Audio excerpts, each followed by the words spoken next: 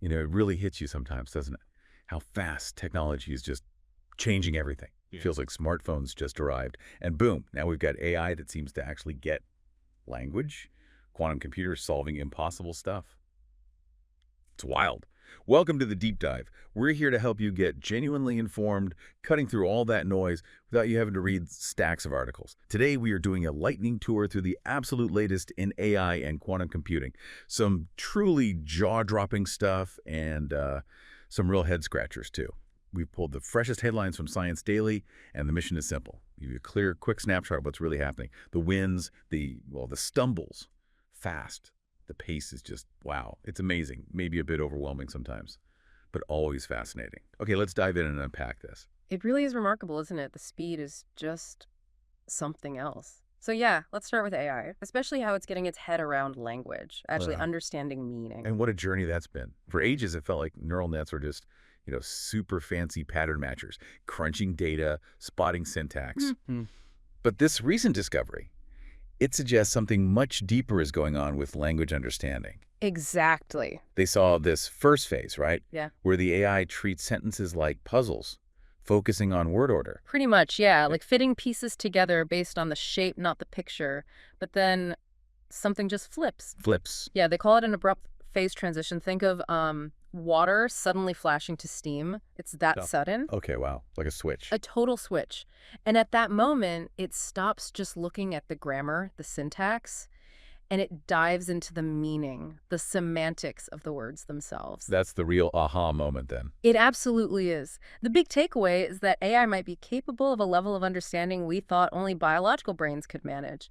It's not just getting incrementally better, it's fundamentally changing how it understands. And that deeper grasp, it's already having real-world effects, right? Not just theory. Yeah. Like fighting deepfakes. Definitely. Google and UC Riverside have this new system, a deepfake hunter. And it can spot AI-generated videos even if there are no faces in them. That's huge for tackling, misinformation online. Game changer. And it shows AI moving beyond just code on a screen. Precisely. It's becoming tangible, having physical, societal impacts. And it's so broad now. Take sustainability. AI researchers in Switzerland, they're creating climate-friendly cement recipes in seconds. Cement. Seriously. Yeah. Simulating thousands of ingredient mixes to slash the carbon footprint but keep the strength. That's a massive potential win for greener building. That's fantastic. Yeah. Using AI for something so practical, so earthy. And then there's medicine, which is just exploding with AI uses. Oh, absolutely. We're seeing it help diagnose movement disorders like Parkinson's. That's already happening. And I read about this microscope thing. Yeah. Super fast, paired with AI. That's right. It lets scientists watch blood platelets clotting in real time, just from a normal blood draw from the arm. Wow. And they've already used it to see differences, like higher clumping in patients with acute symptoms. Imagine that for early detection. Incredible potential. Yeah. And it's not just spotting things. Right. I saw something about AI taking medical exams. Yes, that was striking. An AI tool built on solid evidence-based medicine actually outperformed most human doctors on the USMLE exams. The licensing exams outperformed them. On the exam scores, yes. Now, this isn't about replacing doctors, let's be clear. It's about giving them incredibly powerful new tools for diagnosis, for analysis. Got it. Augmentation, not replacement. That makes sense. And this trend of AI getting physical, it extends to robotics too, doesn't it? Yeah. Moving way beyond factory arms. Oh, massively. We're talking robots with the sense of touch now. Touch. Yeah. Researchers developed this revolutionary robotic skin. It's made from a flexible, cheap gel, and it lets machines feel heat, pain, pressure, getting remarkably close to human-like sensation. Feeling pain. That's slightly unnerving, but amazing. It's all about enabling more nuanced interaction with the world. And look at mobility. There's that robot bird. The one flying through forests. At 45 miles per hour, with no GPS, no light, just pure agility in unknown territory. Okay, that's impressive. And then there's self-healing robotic muscle, robots that can detect damage like a puncture and just repair themselves. Self-healing robots. Okay, now it really feels like sci-fi. Doesn't it? And they're getting smarter perception too. This wild fusion framework combines vision, vibration, touch, helps them navigate tricky outdoor places. So better senses, better movement. And even direct help for humans, like elder care robots, designed to help people sit, stand, even catch them if they fall. That's a direct impact. It's clear AI isn't just thinking, it's doing, interacting with our physical world. Which is incredible. Yeah. But Does that mean AI is becoming foolproof? Or are there still, gaps? Because for all this power, it still seems to stumble in ways that seem basic to us. That is the million-dollar question, isn't it? Because, yeah, even the biggest models, like ChatGPT, can make really fundamental errors sometimes, especially with the judgment calls. I saw that study about medical ethics dilemmas. They just tweaked the scenario slightly. And the AI defaulted to what felt intuitive, maybe, but was ethically wrong. That simple twist, as you called it, revealed a real vulnerability. A blind spot. A significant one. And it's not just complex ethics. Vision language models, the kind used for medical scans, they really struggle with simple negation, words like no or not. Wait, seriously? They can't reliably understand no. It's a documented weakness. Think about the danger if no signs of malignancy gets misinterpreted. It's why human oversight remains absolutely critical. That's actually terrifying. It really highlights what humans still bring to the table. These superpowers AI hasn't quite grasped yet. Exactly, like understanding affordances. Researchers in Amsterdam showed our brains just automatically get what we can do in an environment.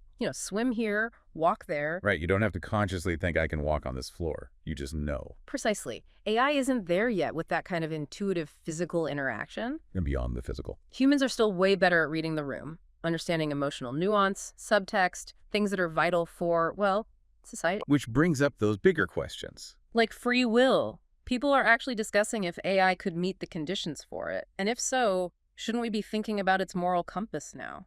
Yeah, and the impact on kids, too. There was that report urging AI developers to build in safeguards for young people, given how complex AI's influence on them can be. It underlines that the ethics, the safety, the true understanding these have to develop right alongside the capabilities. We can't let the tech outpace our grasp of its implications. Absolutely.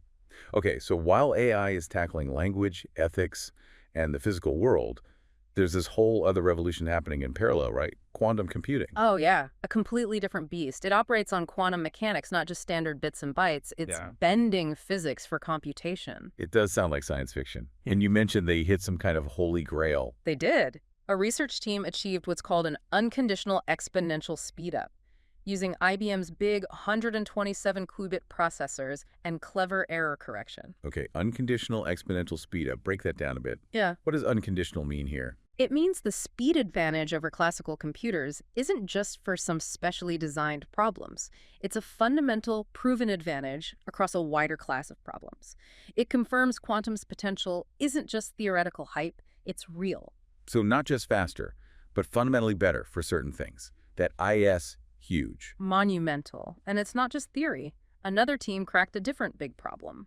They figured out how to get normal computers to accurately simulate a fault-tolerant quantum circuit. Why is simulating a fault-tolerant one so important? Because quantum states are incredibly fragile, noisy. A fault-tolerant design is one that can still compute reliably even with that noise. Being able to simulate it helps us actually design and build robust quantum computers much more effectively. Got it. Designing the error correction.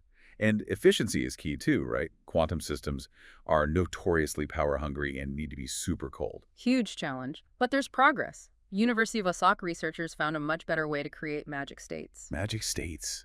Sounds cool. They are. They're a crucial ingredient for making fault-tolerant quantum computing work more easily. Osaka's method is faster, easier, and less prone to errors. Nice. Plus, engineers at Chalmers built a new kind of qubit amplifier. It's 10 times more efficient, runs cooler, and protects the quantum states better. All vital steps for scaling up. So, faster creation of key states, more efficient amplification, it's about making it practical. And smaller. Harvard researchers made an ultra-thin metasurface. It can replace big, clunky optical parts in quantum systems with just a single, tiny, nanostructured layer. Replacing bulky optics with something flat and tiny, that sounds like a game changer for building these things. Could be. It streamlines the whole architecture. And we're already seeing practical uses even with today's smaller quantum system. Really, not just lab experiments. Nope. They've shown that even current photonic quantum circuits can boost machine learning performance. It's just today's quantum tech isn't just waiting for some future breakthrough. It can offer advantages now for specific tasks. That's exciting. It's starting to deliver. And in unexpected ways, too, like quantum sensors. Physicists built a device using ultra-cold atoms rubidium chilled near absolute zero that can measure 3D acceleration. Measure acceleration in 3D. How? Using the quantum properties of those atoms, it was thought to be almost impossible, but it allows incredibly precise movement tracking, like without needing GPS. Whoa. So quantum isn't just about computing faster. It's about sensing the world in entirely new ways, too. Exactly. It's a fundamental shift in how we can measure and interact with reality. Okay, so we've got AI understanding language, interacting physically, grappling with ethics, and quantum computing achieving insane speedups, becoming more practical, even sensing things differently. These are massive shifts. How does all this tech actually connect back to us, to society, jobs? Well, if we zoom out, connect this to the bigger picture, Uh-huh. it's undeniable. These aren't just lab curiosities. They're reshaping our lives, our future, that University of Georgia study you mentioned. The one about jobs potentially vanishing. Yeah. Suggesting maybe half of today's jobs could be significantly changed or even disappear because of AI. That's a huge wake-up call for governments, for education systems everywhere. Preparing the workforce is becoming urgent. It certainly forces us to think about skills for the future. But it's not all doom and gloom for learning, is it? Not at all. Experts are actually saying students should embrace AI. And interestingly, it seems like students are using tools like generative AI responsibly, mostly to speed up tasks, not just cheat for grades. Using it as a tool, not a crutch. Right. And AI is making learning itself potentially more engaging, like Project Chimera using VR games mixed with educational problems.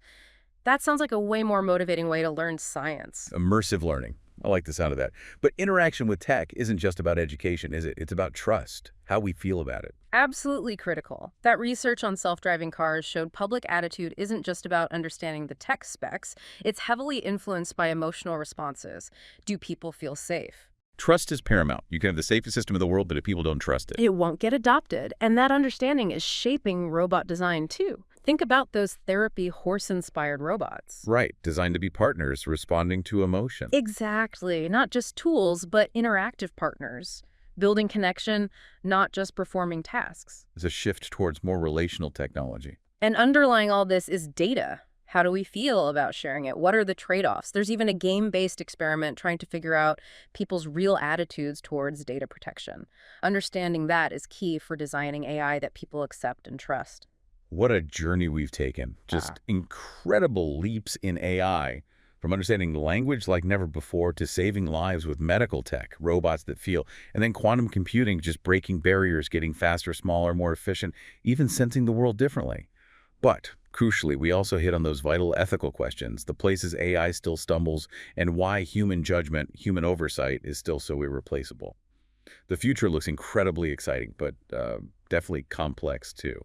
It really does. And staying on top of it, understanding what's happening, it's not just interesting anymore, is it? And it feels essential for navigating what's coming. Absolutely. So as you, our listener, process all this, something to chew on, we're seeing AI get dramatically better at human-like things, language, sensing.